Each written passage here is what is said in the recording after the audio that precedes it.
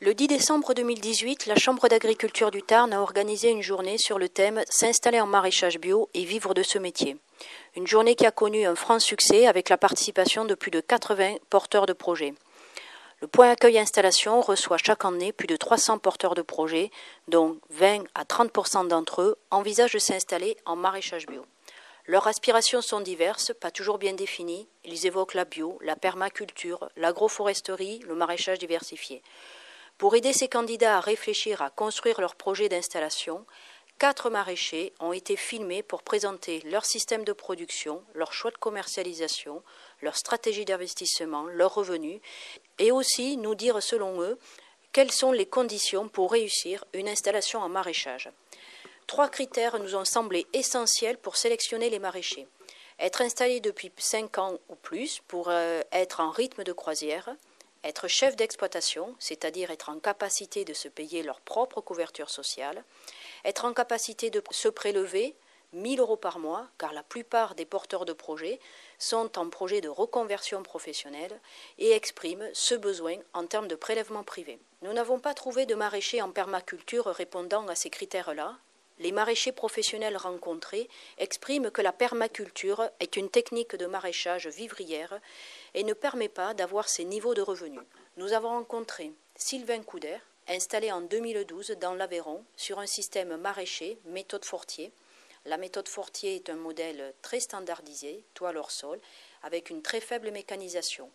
Le dimensionnement de son exploitation, 6 000 m² de plein champ irrigué, 1 200 m² de serre et une diversité de 50 légumes pour une commercialisation sur les marchés et vente en ligne. Nicolas Bénard s'est installé dans un premier temps en 2008 dans le Tarn, puis en 2013. Il a fait le choix de se réinstaller dans le Gers sur un système maraîcher agroforesterie, une grande diversité de légumes et des arbres fruitiers. 6 700 m² de plein champ, 1 200 m² de serre, 3 150 m² de fruitiers. Une faible mécanisation complétée par la traction animale qui lui permet de faciliter le binage de ses parcelles.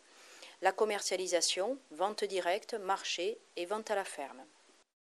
Vient ensuite donc le tour de Réginald Sanz et Daniel Scatolin, installés en 2014 à Carbes dans le Tarn. En GAEC depuis 2017 sur un système maraîcher diversifié classique avec une mécanisation importante afin de réduire la pénibilité du travail tout en optimisant les volumes de production pour une meilleure rentabilité.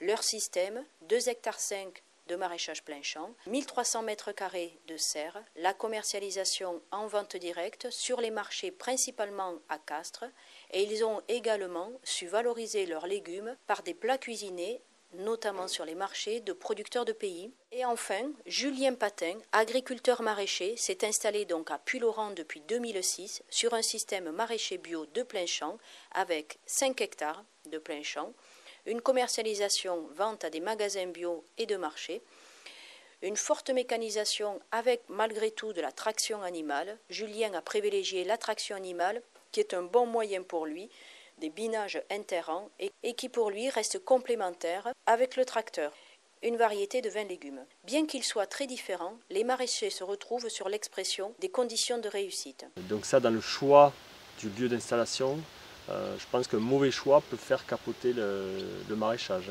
Il faut que le lieu soit propice à ça. Il faut un minimum de terrain plat, de l'eau à volonté quasiment, de l'ensoleillement, pas une combe froide.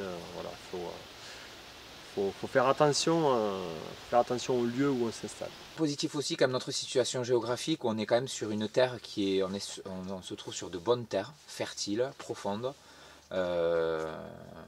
assez légères. Donc pour le maraîchage c'est vraiment des terres idéales, on n'est pas du tout sur une terre argileuse et ça il faut vraiment le prendre en compte.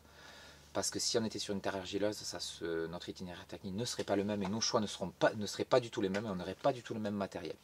Un élément important, c'est de ne pas vouloir tout faire d'un coup. Bien réfléchir en fait à la progression de son installation. Mais avoir un objectif clair, ça veut dire faire des prévisionnels. Et on se projette mentalement sur la quantité de travail qu'il y a à faire. Et quand on se dit, pour telle tâche, j'imagine qu'il faut 3 jours, et ben on prévoit 6 jours. On se dit, ah avec ça, je peux me faire 3000 €. Et bien je prévois que je me fais 1500 €. Toujours, toujours, toujours. On divise par 2 tout. On multiplie le temps de travail par 2, on divise par 2 le revenu. Pour moi, pour réussir son installation et pas se dégoûter, c'est y aller progressivement. Comme ça, si on voit que ça ne marche pas, on s'arrête avant de s'être épuisé, ou financièrement, ou physiquement, ou moralement. Il faut être sûr de soi un peu, mais se remettre en question aussi. Mais je pense que ma qualité, ça a été de me remettre en question en permanence.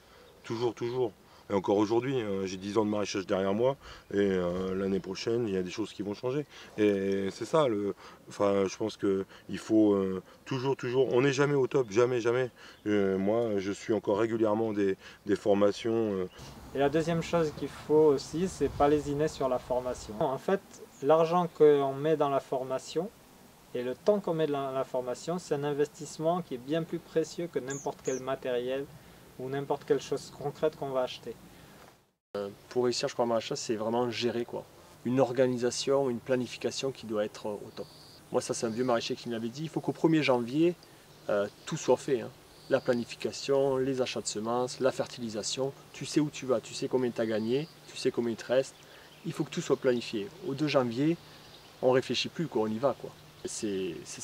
D'après moi, le point le plus important, c'est l'organisation et la planification. Il faut anticiper, beaucoup. Tout anticiper.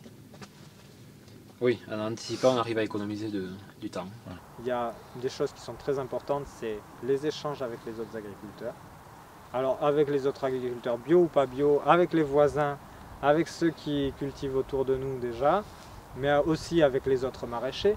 C'est là où j'ai l'impression d'avoir fait x10 ou x100 même dans les 6 premiers mois de mon installation, où j'ai rencontré énormément de maraîchers. Et là, j'ai absorbé toutes leurs informations que je pouvais, quoi. À l'issue de la présentation des films, les candidats ont pu participer aux ateliers proposés. Un atelier donc formation-conseil présenté par le CFPPA de Fonds-les-Bourgs, l'INEOPOL de Bresse et la Chambre d'agriculture. Un atelier couveuse d'activités présenté par Claudette Formentin, responsable donc de l'essor maraîcher. Un atelier foncier présenté par la SAFER, la ville d'Albi, le répertoire départemental. Un atelier réseau de commercialisation présenté par la Chambre d'agriculture. Cette journée correspondait à un vrai besoin des porteurs de projets. À ce stade, ils ont besoin d'illustrations de terrain sur les systèmes qui les attirent, tout en mesurant les avantages et leurs limites. Notre rôle a été aussi de leur montrer le champ des possibles à travers cette diversité d'exemples.